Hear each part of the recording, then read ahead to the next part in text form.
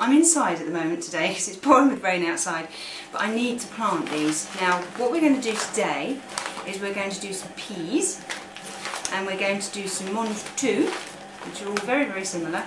And also I've got here some dwarf bush beans. You can get the ones that climb like the normal French beans, which I've had before, but I thought this time I would try the bush ones. They don't grow particularly tall, but I thought we'll give them a go. So first of all, I think we'll start off with the peas, and I'll show you how I do those. Now here I've got some cells.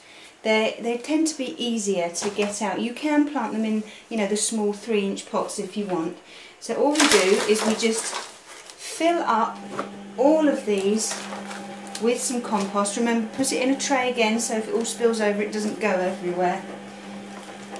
There we are. Don't push it down so hard, too hard. Just give it a little tap so you know that there's enough in each one. And any that's spare, just knock off into the little tray that it's in. There, okay. Now these are the peas. They're basically just frozen peas, normal frozen peas. They look exactly, but they're just dried and shriveled. Okay. So what we're going to do is we're going to put 2 in each one. You can put 1, but I'd rather put 2 just to make sure that at least something comes up. So I've put them at diagonal corners. So just place them on the top to start with, all the way down. You don't want to put them too close to each other, and then when we need to put them in the ground, we'll just take the whole cell out and there will be 2 plants there per stick.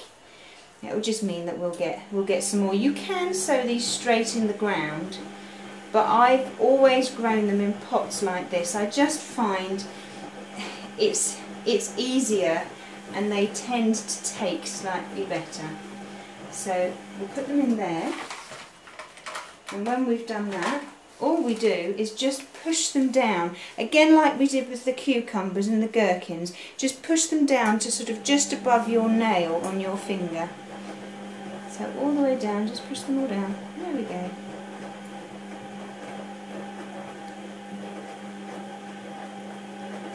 And then just cover them over with a little bit more compost on those little holes that we've made. There we are. Now you do tend to get an awful lot in one of these packets, so you're very welcome to plant the whole lot.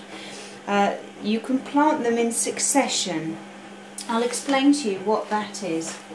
Planting in succession, you do this with quite a few vegetables. You'll plant a nice row of them, and then say 8 weeks later or 6 weeks later you'll plant some more, so you'll have a continuous amount going through all through sort of the summer. If you plant all your peas together, which I'm going to, you just get a load, and sometimes you get too many that, you know, and you can't eat them, but you know, I stick them in the freezer and we do tend to get through quite a few. So I'm going to plant them all in one go. If you don't want to, plant them every 6 to 8 weeks through the time that they can be planted. I think these are March to June, yes, so March to June. So you'll be able to have a nice long time with your peas when they come through.